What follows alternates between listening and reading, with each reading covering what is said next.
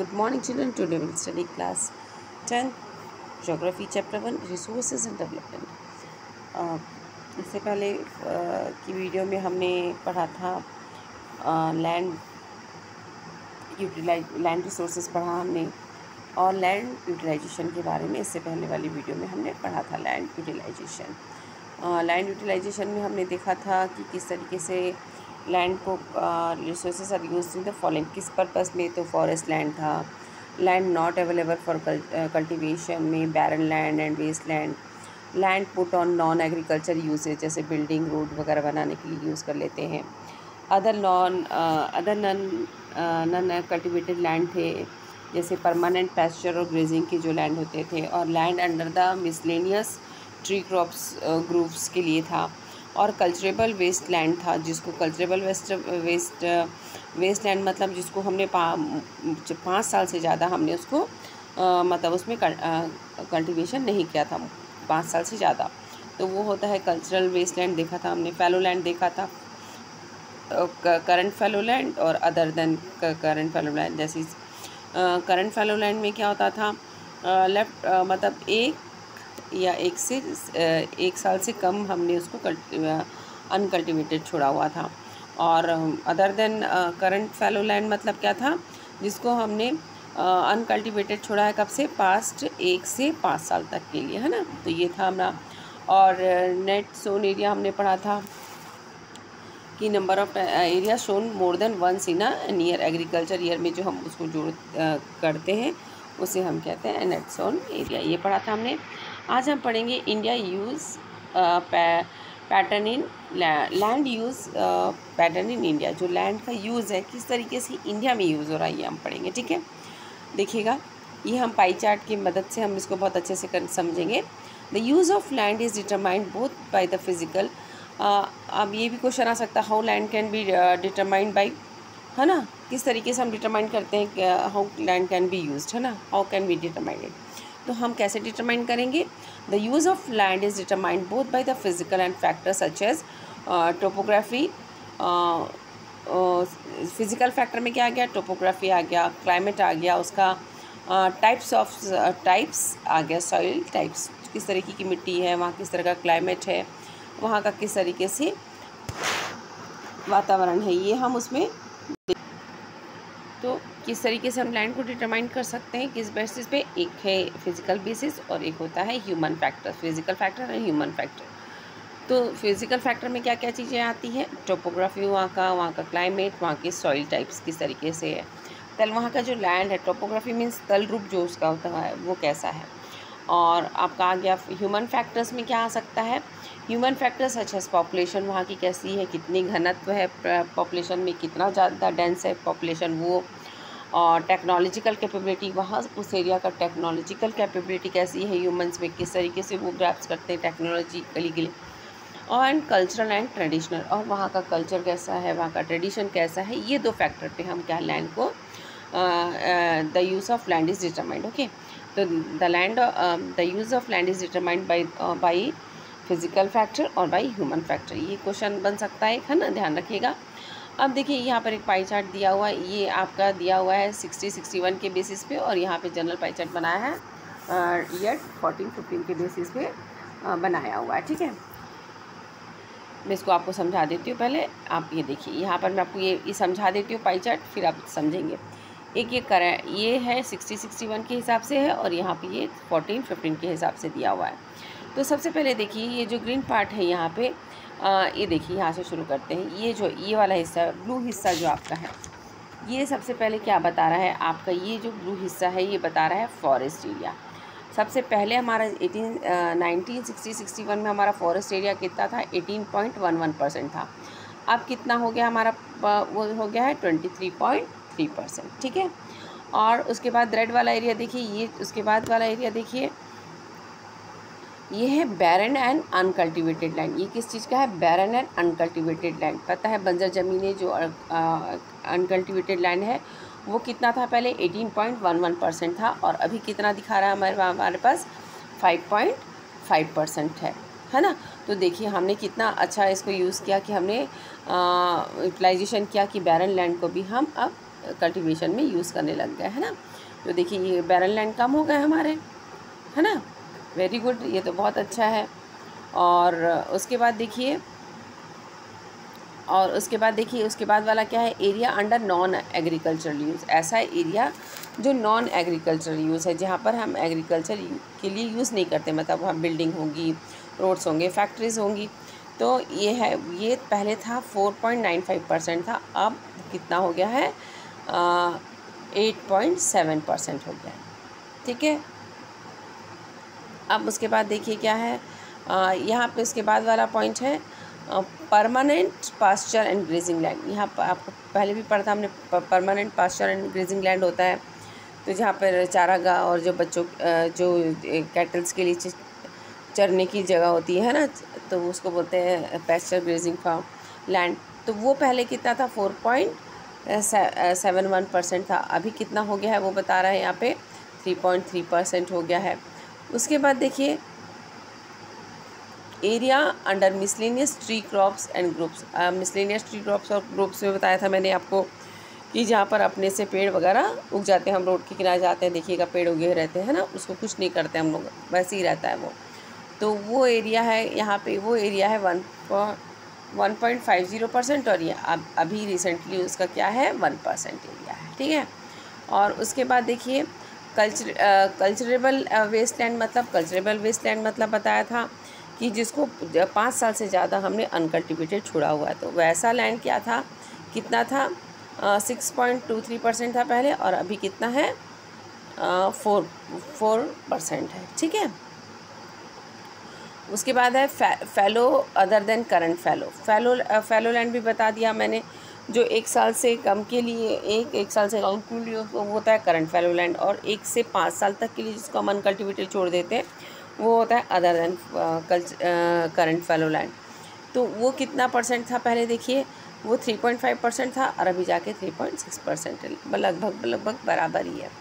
और यहाँ है करंट फैलो लैंड है आपका 3.73% है, और यहाँ पे है 4.9%, ठीक है। तो ये 2 साल का पाई चार्ट का बताया गया है किस तरीके से लैंड का पहले परसेंटेज में यहाँ बताया, फिर अभी यहाँ का बताया इस साल का कितना, मतलब 16-15 का कितना है, 14-15 में। अब हम यहाँ पे देख सकते हैं। उसके बाद देखिए नेट सोन एरिया, ये है आपका जो 46.26% दिखा रहा है, ये है हमारा नेट सोन एरिया, और ये अभी का नेट सोन एरिया है 45.5% नेट सोन एरिया है, ठीक है।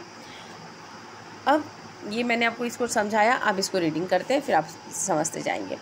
टोटल जोग्राफिकल एरिया, आपको पता है total geographical area of India कितना बताया था मैंने, 3.28 मिलियन स्क्वायर किलोमीटर है हमारा टोटल जोग्राफिकल एरिया है इंडिया का। उसमें से क्या है, land use data however is available for 93%, और बता रहा है कि जो उसका 93% ही अवेलेबल है हमारे पास, उसका जो डाटा हमारे पास अवेलेबल है वो खाली कितना परसेंट का है, 93% का टोटल जोग्राफिकल एरिया। भी क्यों हमारे पास 90, ये भी एक रीज़न हो सकता है, क्वेश्चन पूछ ले कि why we have only 93% available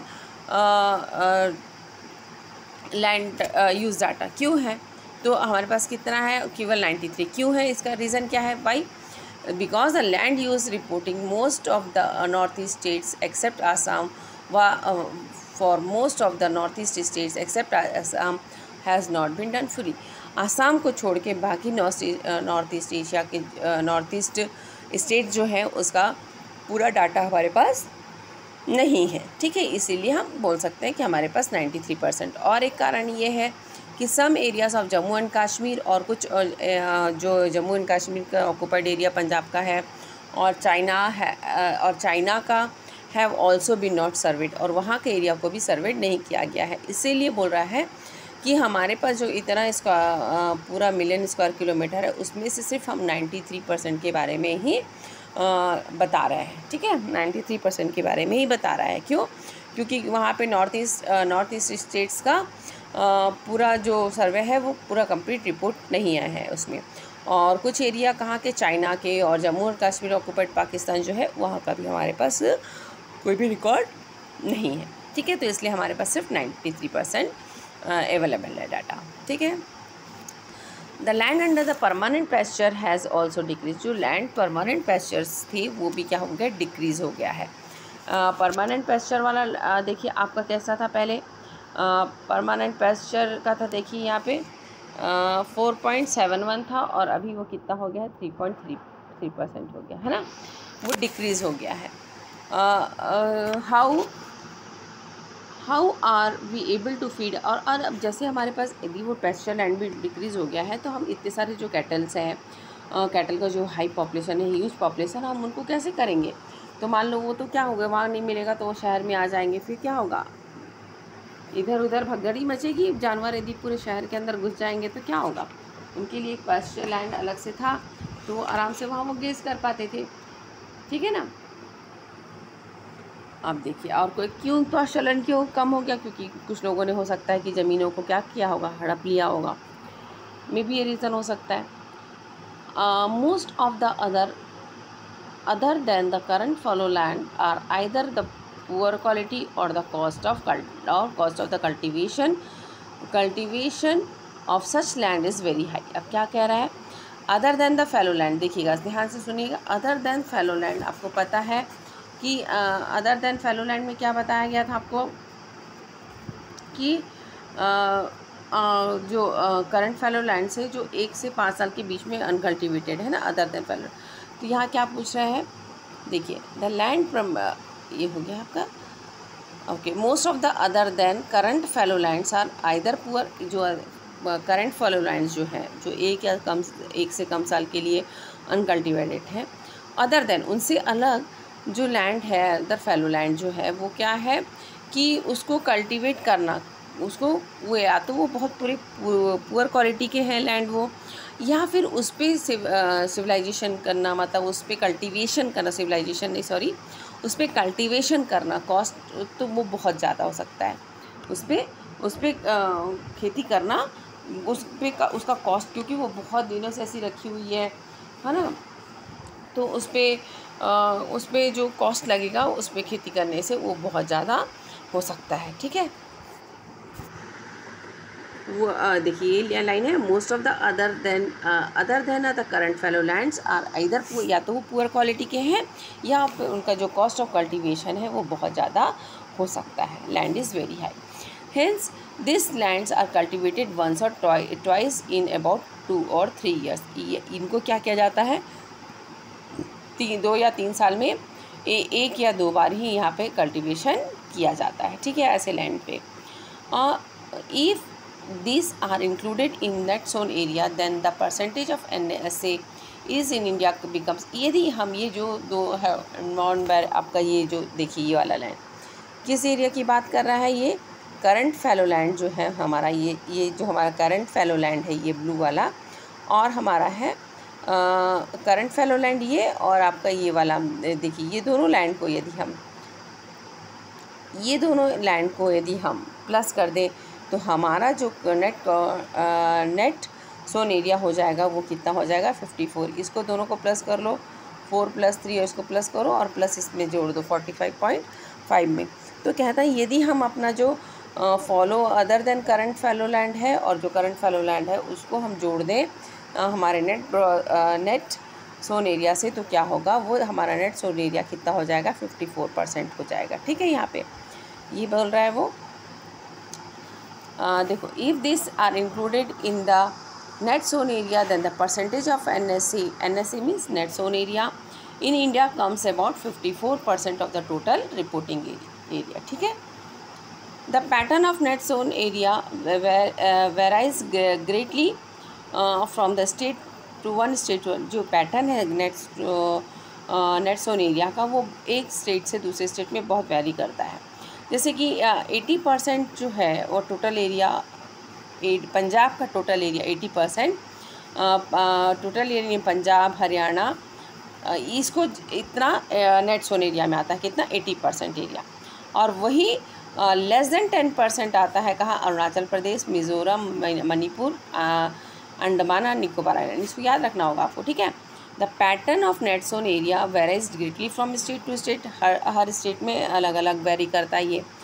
it is over 80% of the total area in Punjab Haryana का टोटल 80% से ऊपर भी क्या है नेट सोन एरिया में आता है, और कहीं पर लेस देन 10% इन अरुणाचल प्रदेश, मिज़ोरम, मणिपुर और अंडमान और निकोबार आइलैंड में आता है। Clear?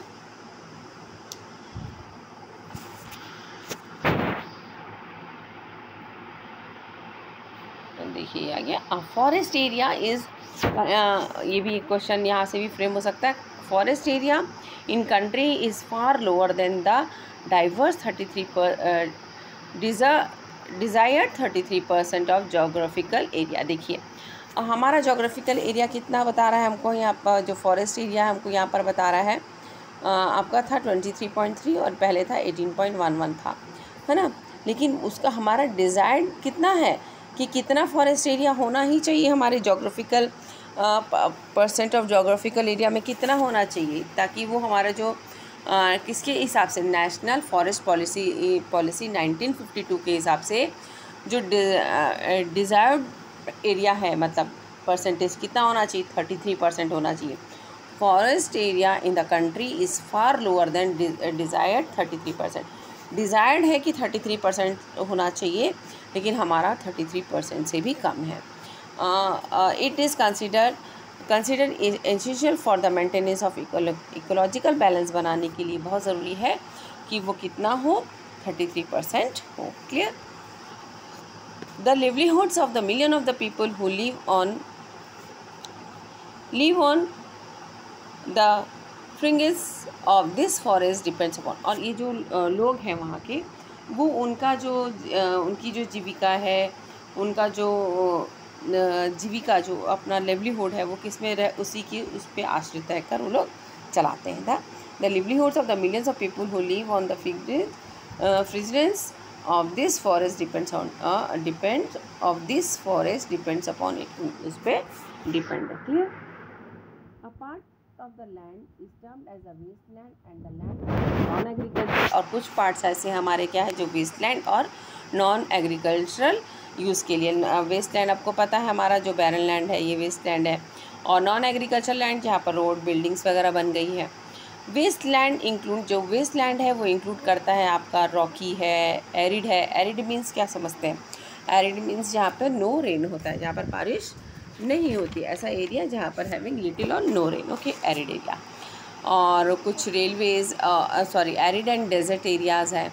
And the land put on other non agriculture includes, और जो जिसको नॉन एग्रीकल्चर के लिए यूज़ किया गया, जैसे सेटलमेंट्स के लिए, रोड, रेलवे, इंडस्ट्रीज एक्सेट्रा के लिए। ठीक है? Continuous use of land over a long period of time, और एक कारण ये भी है डिग्रेडेशन का। देखिए कि लगातार लैंड का यूज़ होना for a long period of time without taking appropriate measure, कुछ लगातार उस लैंड को यूज़ करना विदाउट टेकिंग, कोई मेज़र ऐसा यूज़ नहीं किया हमने कि उसको कंजर्व करें या उसको मैनेज करें, तो इससे क्या हुआ है, it has resulted in the land degradation. इससे क्या हुआ है, लैंड डिग्रेडेशन हुआ है। Clear? This is in turn has a serious repercussion on society and the environment. ये क्या है, एक बहुत बड़ा जो बोलना चाहिए आपदा बोलना चाहिए, है ना, जो आ रही है मुसीबत, आपदा कहाँ के लिए है, मतलब इस तरीके से लैंड डिग्रेडेशन होते जाएगा तो क्या होगा, ये हमारी सोसाइटी के लिए, हमारे एनवायरनमेंट के लिए अच्छा नहीं है। ठीक है? अब हम देखते हैं सॉइल, ये है लैंड डिग्रेडेशन पढ़ेंगे हम। क्या पढ़ेंगे? Land degradation. तो लैंड डिग्रेडेशन में हम क्या समझ रहे हैं, मतलब किस तरीके से लैंड हमारा डिस्ट्रॉय और कंजर्वेशन मीन्स हम उसको किस तरीके से सेफ रखते हैं। ठीक है? तो we have shared our land with the past generation, हमने अपने जो लैंड है इसको पास्ट जनरेशन से मिला हमको, and will have to do so with the future और इसको हमको हमारे फ्यूचर जनरेशन के लिए भी रखना है ना। 95% of our basic needs of the food, shelter and clothing are obtained from the land। हमारा जो 95% ऑफ द नीड है वो कहाँ से पूरा होता है, हमारा लैंड से ही होता है। जैसे फूड, रोटी, कपड़ा, मकान, बोली, ये सब कहाँ से मिलेगा, ज़मीन पर ही मिलता है। 95% ऑफ बेसिक नीड्स हमको वहीं से मिलते हैं, are obtained from land. Human activities have not only brought about, human activities जो है उसने ना ही केवल हमारे डिग्रेडेशन किया है लैंड का, but also have aggravated the pace of natural forces to cause damage to the land. और ऐसा ही नहीं है, इससे क्या हुआ है कि इन्होंने जो ह्यूमन एक्टिविटीज़ ने कहा है कि एग्रीवेटेड मीन्स बढ़ावा दिया है जो नेचुरल फोर्सेस के कारण भी क्या हो रहा है, डैमेज हो रहा है लैंड का। ठीक है, कैसे हो रहा है?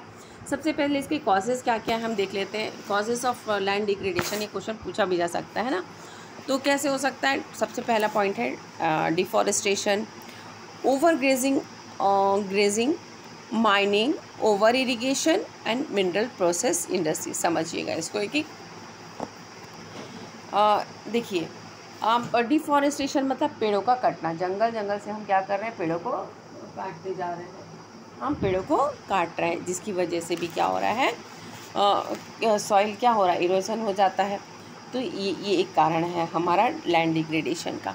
ओवर ग्रेजिंग मीन्स देखो, जब जो जानवर है वो चरते हैं, जिस खेत पे ग्रेजिंग करते हैं, तो वो लोग क्या है, सिर्फ ऊपर का घास खा के तो चले नहीं जाते हैं ना।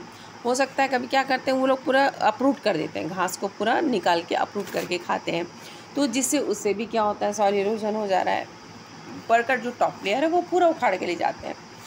और दूसरा है माइनिंग में हमने देखा है कि माइनिंग से हम क्या करते हैं, जब हम मिनरल एक्सट्रैक्ट करने के लिए माइनिंग खोदते हैं ना, गड्ढा खोद रहे हैं और मिनरल्स एक्सट्रैक्ट करते हैं, बाहर लेकर आते हैं, उसके बाद हम क्या करते हैं, उसको खुला छोड़ देते हैं, गड्ढा खाली छूट जाता है, वहाँ बहुत सारा क्या है, मलबा इकट्ठा हो जाता है। तो जिसकी वजह से क्या हो रहा है, जिसकी वजह से क्या होता है वहाँ पे कि लैंडस्लाइड होने का डर रहता है, गड्ढे बड़े बड़े खोदे हुए, लैंडस्लाइड वगैरह होने का भी डर रहता है। और उसके बाद है ओवर इरिगेशन।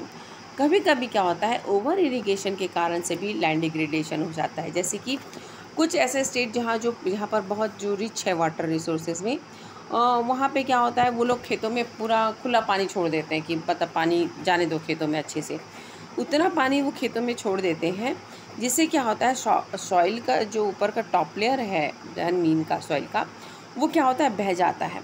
और इससे क्या है, उसके साथ सॉइल तो बह रहा है, लेकिन उसके साथ जो फर्टाइल सॉइल है ना, ऊपर की जो उपजाऊ ज़मीन है, वो भी क्या होती है, वो पानी के साथ बह जाती है। इसके कारण क्या होता है कि अल्कलाइन बढ़ जाता है, सलाइन बढ़ जाता है। अल्कलाइन मत जैसे कि उसमें कि क्या होता है, केमिकल कंपोजिशन बढ़ जाता है, ठीक है, उस ज़मीन में। और इसके साथ क्या होता है, सलाइन, पानी के अंदर जो सॉल्ट कंटेंट रहते हैं, वो सॉल्ट लैंड में के ऊपर में डिपॉजिट होने लगते हैं, ठीक है। तो अल्कलाइन और सलाइन हो जाता है, किसकी वजह से, ओवर इरिगेशन की वजह से। तो ये भी एक बहुत बड़ा कारण है हमारे लैंड डिग्रेडेशन का। क्लियर? और उसके बाद आता है एक मिनरल प्रोसेस इंडस्ट्रीज़। जो मिनरल प्रोसेस इंडस्ट्रीज़ है वो भी ऐसे ही करती है, जब मिनरल्स निकालते हैं तो वो वही बताया अभी मैंने कि वो लोग खाली छोड़ देते हैं जगह को, तो जिससे क्या होता है, लैंडस्लाइड होने का और ये सब ओवर बर्डनिंग हो जाता है। देखिए, अब इतना मैंने जो भी मैंने बताया आपको इसी पैराग्राफ में मिलेगा, ठीक है। We have shared our land with the past and generation. We will have to do so with the future generation too. 95% of our basic needs for food, shelter, clothing and are obtained from land. हमारा बताया मैंने 95% हमारा land से मिलता है। Human activities have not only brought about the degradation of land but also have aggravated the pace of natural forces causing damage to land, ठीक है। Some human activities such as deforestation, overgraze, ये है causes, है ना, इसको आप पूरा causes में लिख सकते हैं। कॉजेज़ ऑफ डिग्रेडेशन में आप ये पूरा लिख सकते हैं, deforestation, overgrazing, mining and acquiring and contribution significant in the land degradation. Clear? Mining sites, ये बताया, देखो, mining sites are abundant after the excavation work is the complete, leaving deep scars and traces over burning. वही बताया मैंने कि उसको छोड़ देते हैं, खाई, बड़ी बड़ी खाई रह जाती है, मलबा रह जाता है ना, तो ये नुकसान करता है। इससे क्या, हमारा लैंड डिग्रेडेशन हो जाता है। जैसे कि बहुत सारे स्टेट में, झारखंड है, छत्तीसगढ़ है, मध्य प्रदेश है, उड़ीसा है, यहाँ पे माइनिंग की वजह से डिग्रेडेशन बहुत हुआ है। Orissa, deforestation due to the mining have caused severe land degradation. कहाँ कहाँ पे? मध्य प्रदेश, छत्तीसगढ़, झारखंड, उड़ीसा पे डिफॉरेस्टेशन के कारण, ठीक है, पेड़ हटे, जंगल कटे गए, तो इसके कारण से और ड्यू टू माइनिंग है, और माइनिंग के कारण क्या है, बहुत बड़ा सीवियर डिग्रेडेशन हुआ, ठीक है। In the states like Gujarat, Rajasthan, Madhya Pradesh and Maharashtra, over grazing is one of the main reason for the land degradation.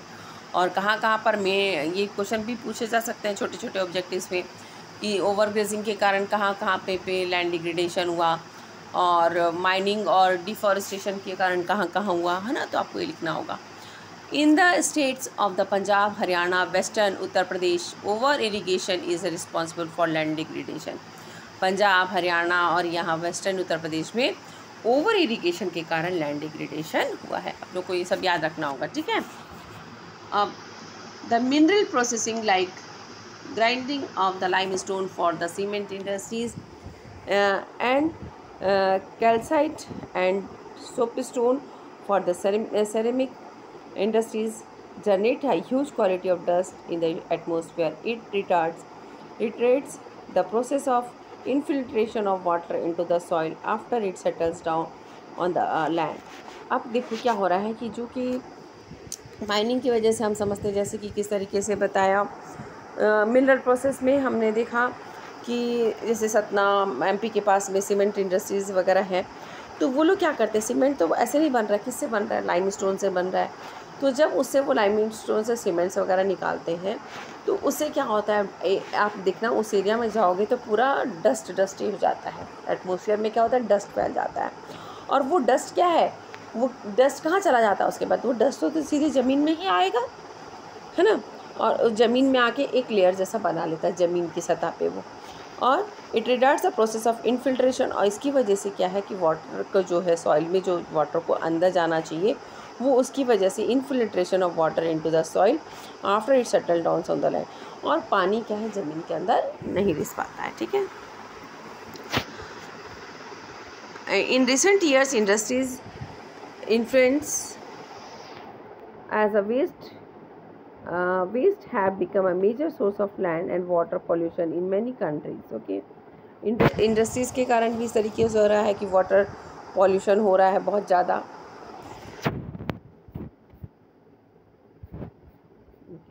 There are many ways.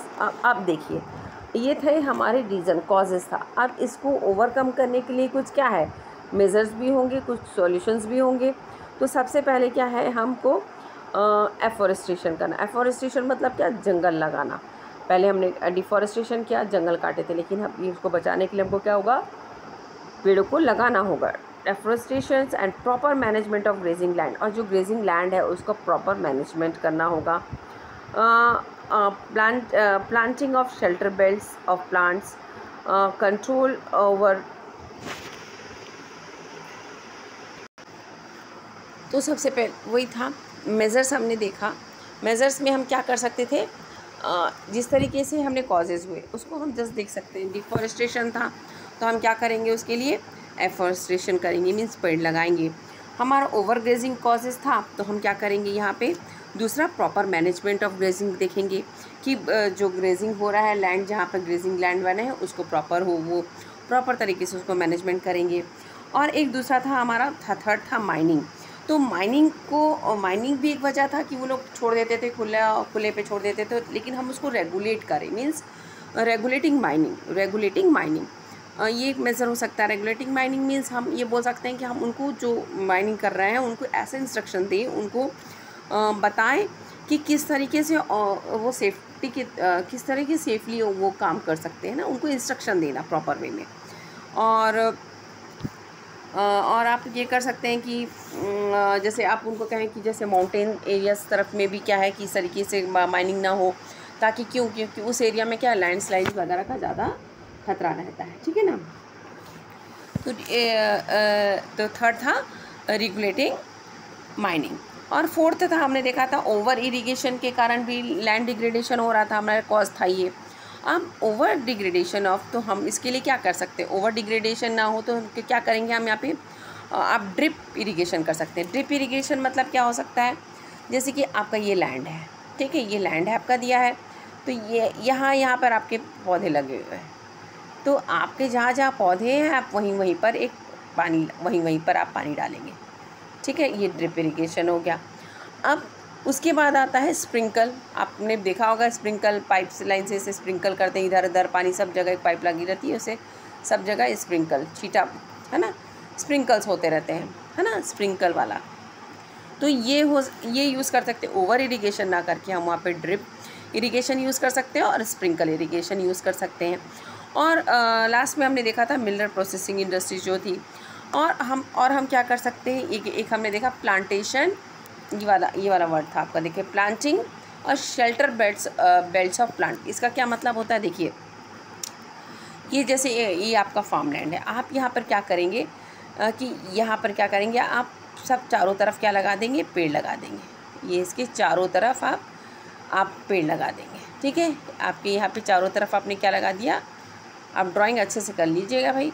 अब यहाँ देखिए, यहाँ पेड़ लगा दी, या आपने चारों तरफ यहाँ पे क्या किया, अपने फार्म लैंड के चारों तरफ पेड़ लगा दिए। तो कभी क्या होता है, आपको सॉइल पता है कि सॉइल डिग्रेडेशन कैसे भी हो सकता है, हवा के कारण भी क्या होता है, मिट्टी सॉइल वगैरह क्या उड़ के एक जगह से दूसरी जगह चले जाते हैं। तो इससे क्या होगा, प्लांटिंग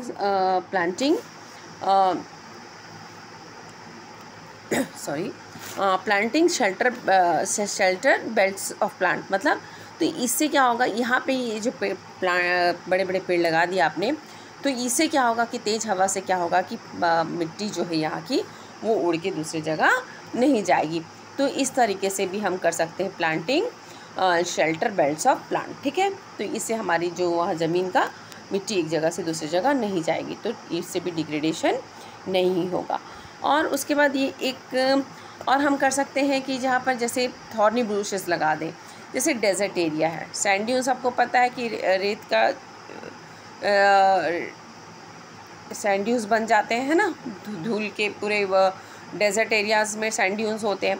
तो सैंड ड्यून्स में आप क्या करेंगे, जाके डेजर्ट एरिया में हम यहाँ पे के थॉर्नी बुशेस लगा देंगे। थॉर्नी बुश, क्योंकि डेजर्ट एरिया का जो सॉइल रहता है वो ऑलरेडी लूज़ रहता है थोड़ा सा, तो वो एक जगह से दूसरी जगह आसानी से जाता है। तो आप वहाँ पे डेजर्ट एरिया में क्या लगा देंगे, बबूल का पेड़ लगा दीजिए, बबूल, है ना, तो थॉर्नी बुशेस लगा दीजिए वहाँ पे। और इससे क्या होगा कि ये क्या करेगा, अपने रूट के साथ किसको होल्ड करके रखेगा, सॉइल को, मिट्टी को होल्ड करके रखेगा। तो इससे भी क्या होगा कि डिग्रेडेशन नहीं होगा। एक बार हम आपके पैराग्राफ पढ़ लेते हैं।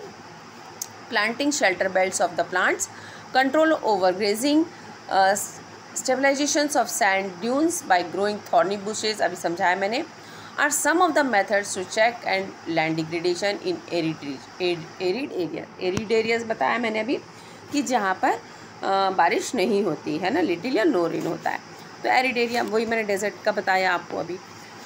Proper management of waste land, जो भी वेस्ट लैंड है उसको प्रॉपर मैनेजमेंट करना, controlling of mining activities, proper discharge and disposal of industrial influence and waste after treatment can reduce. ये सब करने के बाद क्या होगा कि कैन रिड्यूस द लैंड और वाटर डिग्रेडेशन। इससे हम क्या अपने पानी और वाटर डिग्रेडेशन और लैंड डिग्रेडेशन को बचा सकते हैं in industrial and suburban areas.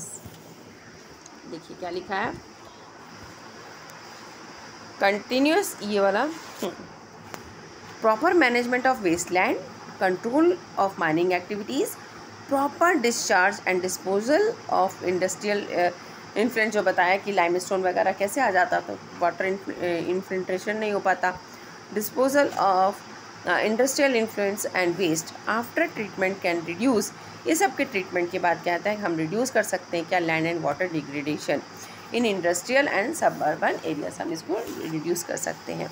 तो ये हमने पढ़ा था लैंड के बारे में। अब नेक्स्ट वीडियो में हम पढ़ेंगे सॉइल एज अ रिसोर्सेज। हमने अभी लैंड के बारे में पढ़ा, अब हम इसके बाद सॉइल एज अ रिसोर्सेज पढ़ेंगे। तो अपनी बुक को एक एक लाइन को बहुत अच्छे से रीड आउट कीजिएगा।